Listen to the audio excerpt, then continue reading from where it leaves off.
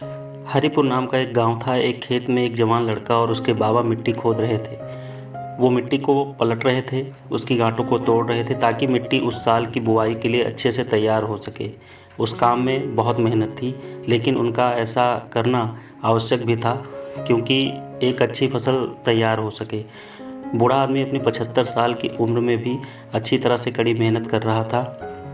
हाँ, थकान से वो काफ़ी हद तक हाँफ रहा था। हर प्रकार के ज़ोर से उसके माथे से पसीना टपक रहा था, लेकिन फिर भी वो शिकायत नहीं कर रहा था। उसका पोता महज 18 साल का था, तंदुरुस्त और स्वस्थ था, ताकतवर था।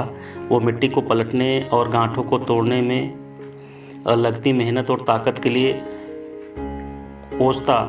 फिर वहाँ खड़े होकर वह हाँफता और थोड़ी देर के लिए रुक जाता।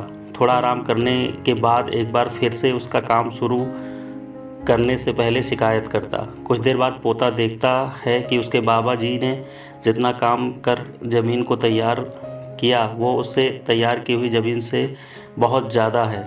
बाबा जी, जब आप इतने बूढ़े हो फिर भी आपने मुझसे इतना अधिक काम कैसे किया? पोता अपने बाबा से पूछता है। बाबा जी ने उसे जो जवाब दिया उससे उसकी उम्मीद ही नहीं थी।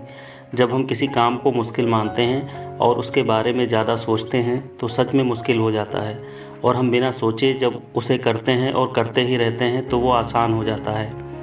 पोता थोड़ा अचंभित था, इसलिए बाबा जी अपनी बात जारी रखते हैं। जब हम अपना समय ये सोचने में बिताते हैं कि कोई काम कितना कठिन और अभी कितना सारा बाकी है, तब हमारा मन बहाने बनाने लगता है। इन सभी चीज़ों के बारे में सोचना अपने स्वयं के विचारों के बवंडर में फंसना जैसा है।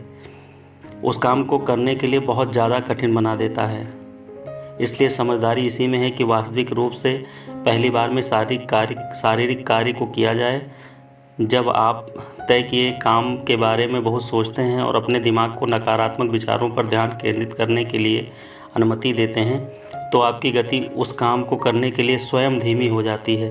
अगर आप किसी भी काम के दौरान सकारात्मकता बना कर रखते हैं तो आपको तुरंत उस काम को शुरू करना चाहिए। और अगर देखना और सोचना है तो जितना आप आगे बढ़ें, यानी जितना काम आपने अच्छे से ख़त्म कर लिया है उसे देखें, ना कि जो बाकी है उसे।